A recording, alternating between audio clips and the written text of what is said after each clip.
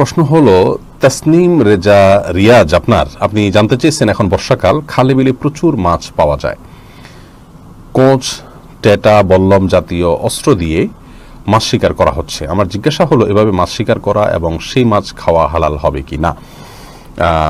দেখুন ভাই তাসনিম, যে কোনোভাবে আপনি মাছ শিকার করতে পারেন, সেটা জাল দিয়ে শিকার যদি করেন সেখানেও মাছের কষ্ট হয়, যদিও টেটা বল্লম ইত্যাদিতে মাছ শিকার করলে মাছের কষ্ট একটু বেশি হয়, কিন্তু আপনি যদি কারেন্ট জালে কথা বলেন বা সাধারণ জালেও যদি আটকা পড়ে মাছ মারা যায় তাতেও কষ্ট হয়। আল্লাহ রাব্বুল আলামিন এগুলো আমাদের জন্য খাওয়াকে জায়েজ করেছেন।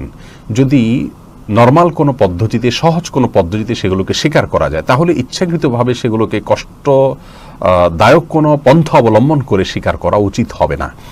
আর যদি সেরকম কোনো ব্যাপার না থাকে, যেমন পানির মাছ, যেটা আপনি টেটা দিয়ে ধরবেন সেটা সবসময় জাল মেরে ধরা সম্ভব হয় না, অতএব সেই দৃষ্টিকোণ থেকে এটি নাজায়েজ বা হারাম হবে না ইনশাআল্লাহ বিইذনিল্লাহ। আল্লাহ রাব্বুল আলামিন এগুলো আমাদের জন্য সৃষ্টি করেছেন এবং সাধ্য অনুযায়ী আমরা সেগুলো শিকার করার ক্ষেত্রে তাদের প্রতি দয়া পরবশ থাকার চেষ্টা করব, কিন্তু যখন আমাদের সাধ্যের বাইরে হবে, ধরুন একটি মাছ আপনি কোথাও দেখতে পাচ্ছেন, এটি জাল দিয়ে ধরা সম্ভব নয়, টেটা ছাড়া ধরা সম্ভব নয়, অতএব আপনি টেটা দিয়ে ধরতে পারেন।